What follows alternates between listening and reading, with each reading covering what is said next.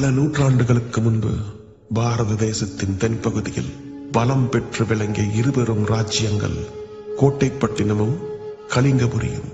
இவ்விரு ராஜ்யங்களும் தமக்கிடையிலான அதிகார மோதலில் பல போர்க்களங்களை கண்டன. சாம்ராஜ்யங்கள் சமர் கொண்டு கடந்தும் படை வீரர்கள் களம் கண்டு மடிந்தும் தொடர்ந்தது இந்த பரநாற்று பகை. வீரமும் துரோகமும் விளையாடிய இந்த சரித்திரத்தில் நிகழ்ந்த ஒரு சம்பவம் காலத்தால் திரும்ப பெற முடியாத நிகழ்வாகி போனது. அந்த சம்பவத்திற்கு பிறகு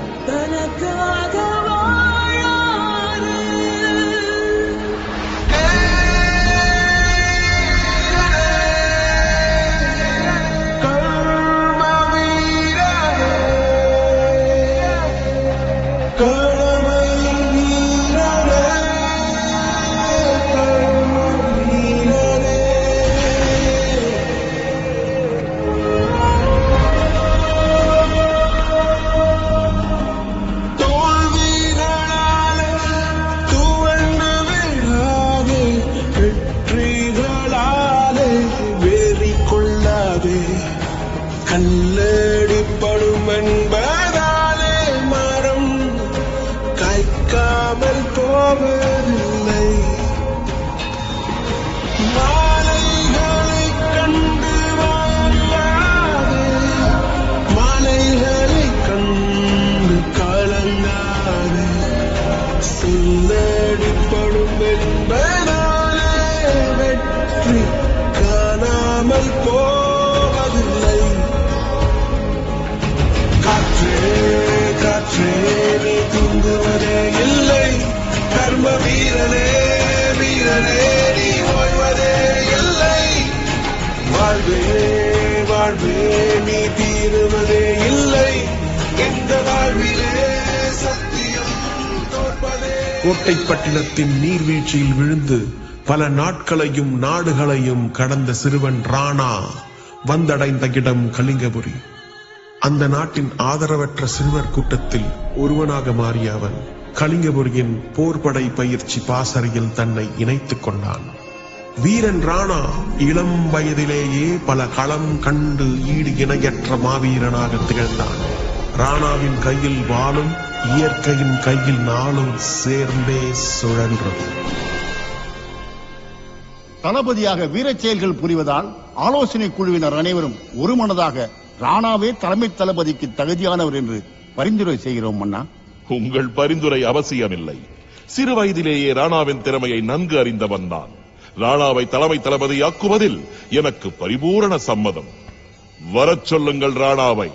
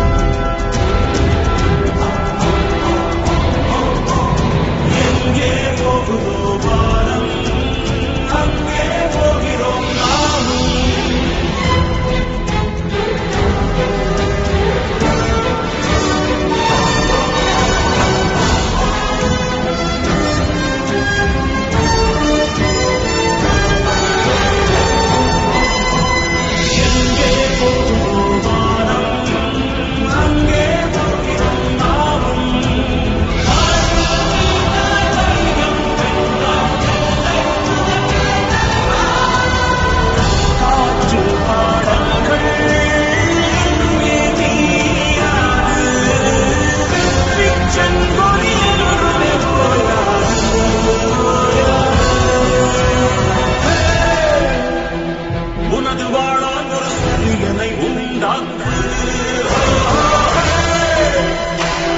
எனது போராடும் தாய்நாட்டை உண்டாக்கு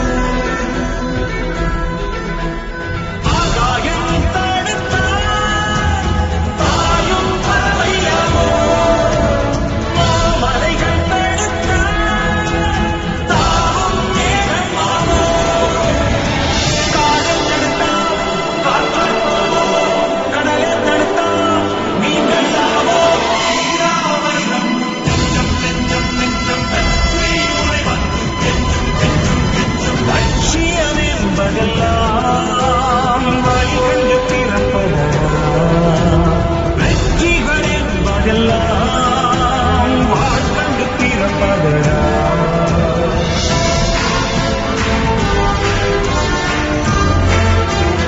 எங்கே போகுதோ வானம் அங்கே போகிறோம் நாமும்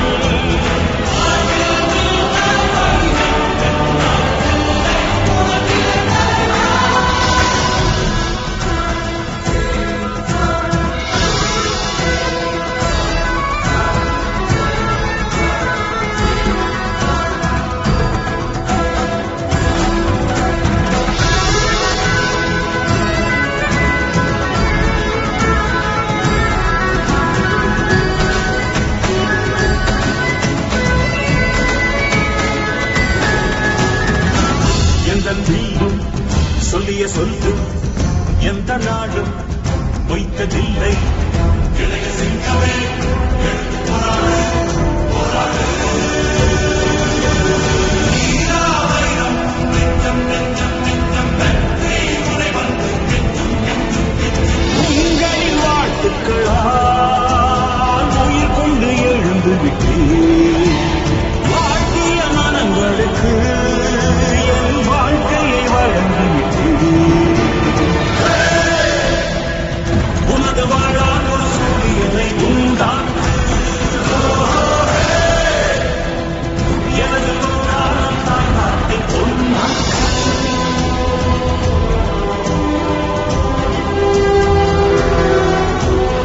எங்கே போகுதோ வானம் அங்கே போகிறோம் நாமும்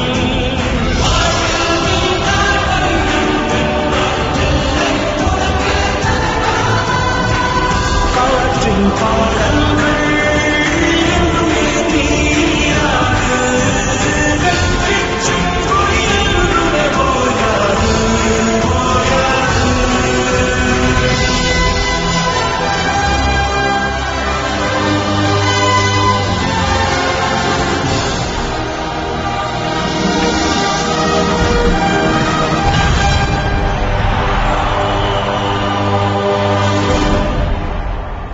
வாராடா வா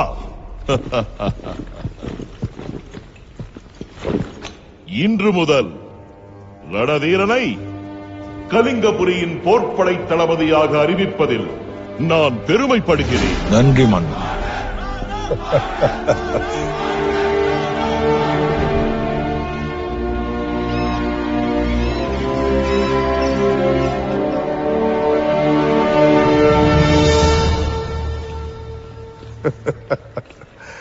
என் நண்பனே, என் நாட்டின் தளபதி.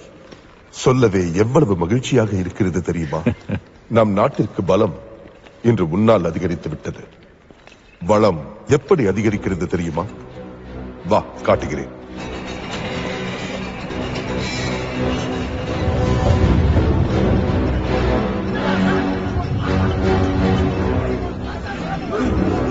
அரண்மனைக்கடியில் இவ்வளவு பெரிய தங்க நகரமா? இத்தனை வருடங்களாக நான் இதை பார்க்கவே இல்லையே. அரசாங்கத்தைச் சேர்ந்த முக்கியமானவர்களுக்கு மட்டுமே தெரிந்த இடம். இதுவரை உனக்கு ஏன் காட்டவில்லை தெரியுமா? நட்பை விட நாடுதானே முக்கியம்.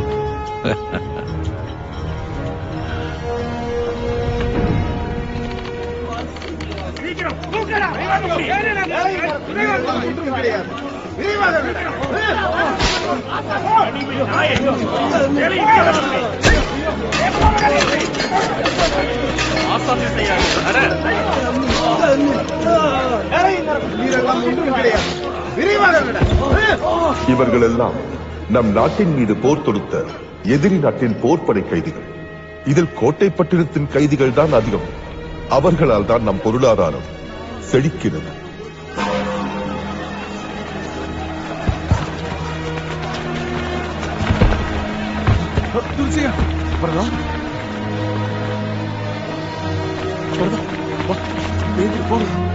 எங்கே ஓடுகிறார்கள்?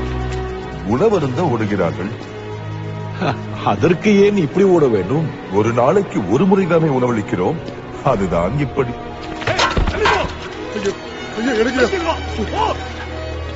கடுமையாக வேலை செய்பவர்களுக்கு ஒருவேளை உணவுதானா? அடிமைகளுக்கு அதற்கு மேல் கொடுத்தால் கடமையை மறந்து விடுவார்கள். எனக்கு ஒரு யோசனை. அந்த அடிமைகளை எல்லாம் நம் நாட்டு போர்ப்படையில் சேர்த்து விட்டால் என்ன உளறுகிறாய்? நாம் எதிரி நாட்டிடம் போருக்கு போகும்போது அந்த அடிமைகளை முன்வரிசையில் நிறுத்திவிட்டால் நம் நாட்டு வீரர்கள் சாவது குறையும் அல்லவா?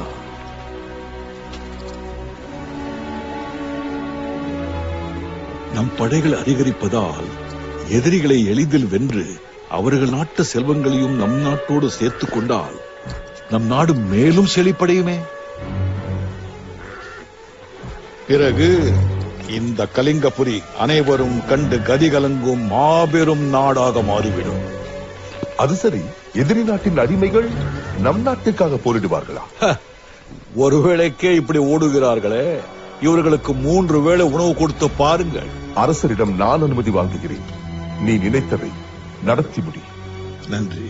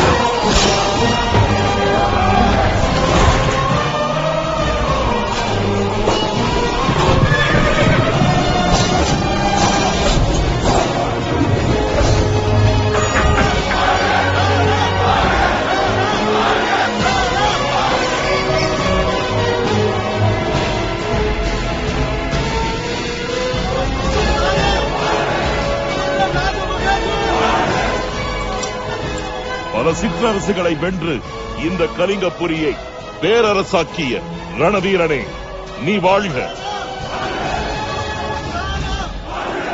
இந்த பதக்கத்தை நீயே அணிந்து கொள். என் சிம்மாசனத்தை பல மடங்கு உயர்த்தி விட்டாய் ராணா. உனக்கு என்ன பரிசு வேண்டும்? கேள். கோட்டை பட்டினம். சிறு சிறு கோட்டைகளை வென்றது பெரிதல்ல. கோட்டை பட்டினத்தை வெல்ல வேண்டும். இந்த கலிங்கபுரி தலைமையேற்று வென்று வர அனுமதி வேண்டும் அண்ணா. தளபதியாரே, நன்றாக யோசித்து சொல்லுங்கள். இன்று நம் படைகள் பலம் மிக்கவை என்றால் காரணம் கோட்டை பட்டினத்தின் அடிமைகள். அவர்கள் முன்னின்று எப்படி தங்கள் நாட்டை எதிர்ப்பார்கள்? மன்னிக்க வேண்டும். அது அவர்களின் நட்பு நாடு அல்ல. அவர்களை அடிமையாக்கிவிட்டு சென்ற பகை நாடு. பல ஆண்டுகளாக தங்கள் குடும்பத்துடன் வாழ வேண்டும் என்ற வெறியோடு இருக்கிறார்கள். கோட்டை பட்டினத்தை வென்றால் தானே அவர்களின் வெறி அடங்கும். அவர்களுக்கு மட்டுமல்ல, நமக்கும் அல்ல. என்ன வீரர்களே, உங்களை அடிமையாக்கிவிட்டு சென்ற கோட்டை பட்டினத்தை ஒடுக்கலாமா? போர் தொடுக்கலாமா?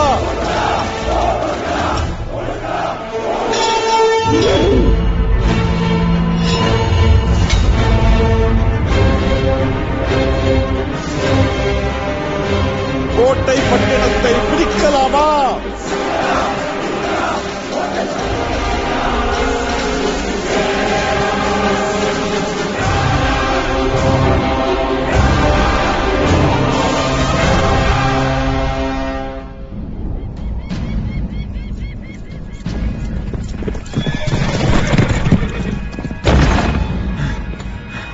அமைச்சரே, கணிகபுரி மன்னன் ராஜமகேந்திரனின் மூளை.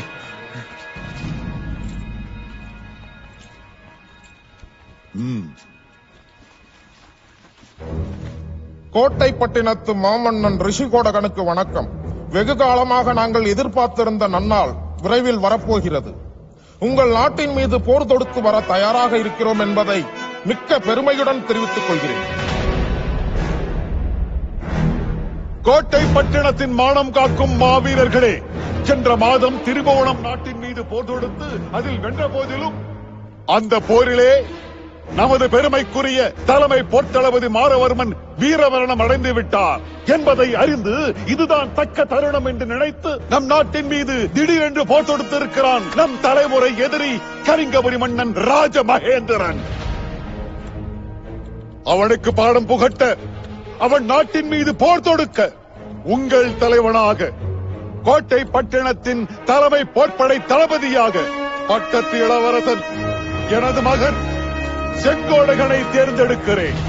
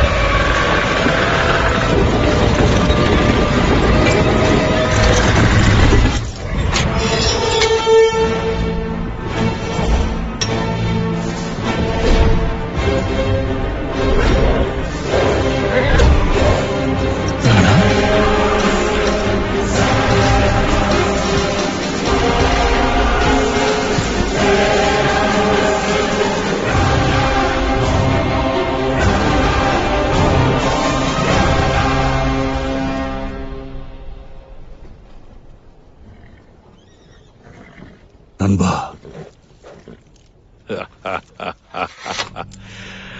எத்தனை வருடங்களாய் நண்பா.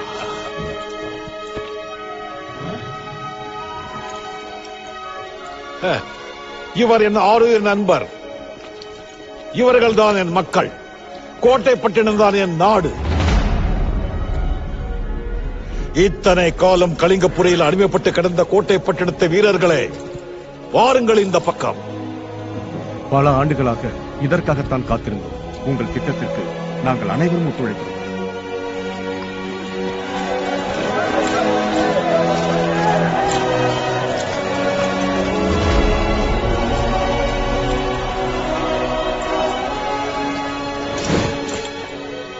கலிங்கப்புரி வீரர்களே, என் தலைமையில் வந்தவர்களை நாங்கள் விரட்டி அடிக்க மாட்டோம். நீங்களாகவே வந்த வழி செல்லுங்கள். கோழைகளாக அல்ல, வெட்கப்பட்டவர்களாக அல்ல. 15 ஆண்டுகள் அடிமைகளாக இருந்தவர்களுக்கு சுதந்திரம் வாங்கி கொடுத்த சிங்கங்களாக வீர நடை போட்டு செல்லுங்கள் உங்கள் நாட்டிற்கு.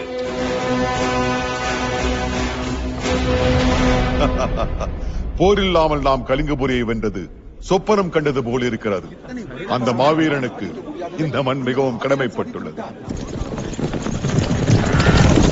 மன்னா, நம்ம இளவரசர் அந்த மாவீரனோடு வந்துவிட்டார். மகிழ்ச்சி.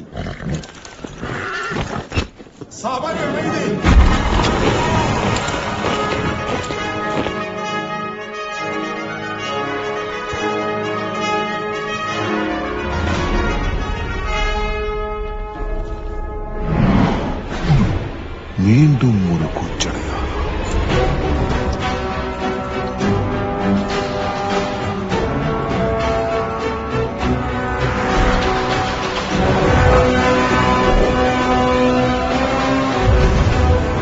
இவர்தான் அந்த மாவீரன் தந்தையே, ரணதீரன். வணக்கம் மன்னா. கோச்சடையான் ரணதீரன். ராணா, சரித்திரத்தை மாற்றி எழுதிவிட்டாய். உன் தந்தையின் துரோகத்தை தியாகமாக்கி விட்டாய். தந்தை, உங்கள் அரசியலை பிறகு வைத்துக் கொள்ளுங்கள். நாடே உனக்காக காத்திருக்கிறது. வாரான்.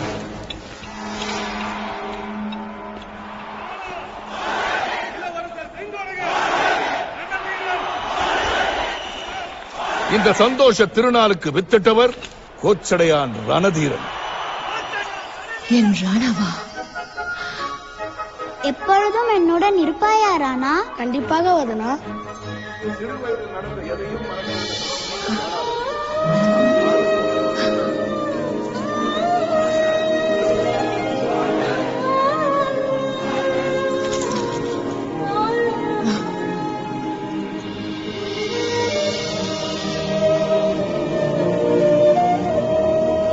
பல ஆண்டுகள் அடிமைகளாக அவதிப்பட்ட ஆயிரக்கணக்கான நம் போர் வீரர்களையும் நாம் இழந்ததற்கும் மேலான போர் குதிரைகளையும் மீட்டு வந்து நம் தாய்நாட்டிற்கே பெருமை சேர்த்து விட்டார். ஆமா, சீக்கிரம் ஆமா. ஏய் மருமகனே, சின்னவனே, இங்க பாருடா. பாக்குறான், பார்த்துட்டான். பாக்கிறதுக்கு அப்படியே மாப்பிள்ள கோச்சடையா மாதிரியே இருக்கான். இந்த கோட்டையை வலுவாக்கிய பெருமை இந்த நாட்டின் தலைமை தளபதியாக பொறுப்பேற்க போகும் ராணாவியை சேரும். என்னை ஆசீர்வதிங்கள். எப்படி இருக்கிறாய் என் செல்வமே? நலமாக இருக்கிறேன்.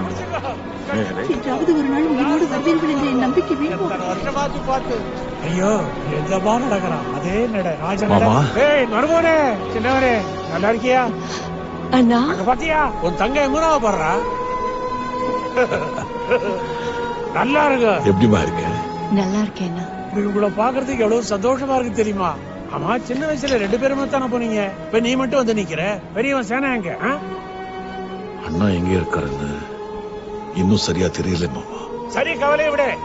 நீ எப்படி திடீர்னு வந்து நின்னியோ அதே மாதிரி அவனும் ஒன்னா வந்து நிற்பான். அம்மா எங்க? குடும்பமே சதஞ்ச ஏக்கத்துல அம்மா மனசுடைஞ்சு. சரி, வருத்தப்படாதீங்க, விடுங்க. அதெல்லாம் நடந்து முடிஞ்சு போன கதை. இல்ல மாமா, இனிமேதான் ஆரம்பம்.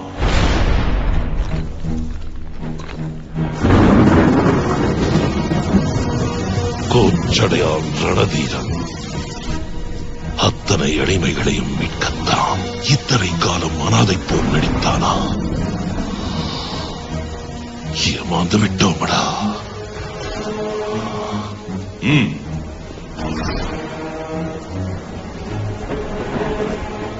வீரமகேந்திரா, கவலை. எனக்குள் ஒரு எதிரியை உருவாக்கிவிட்டான். புதிய போரை தொடங்கிவிட்டான். இனி போர் எனக்கும் அந்த ராணாவுக்கும் தான்.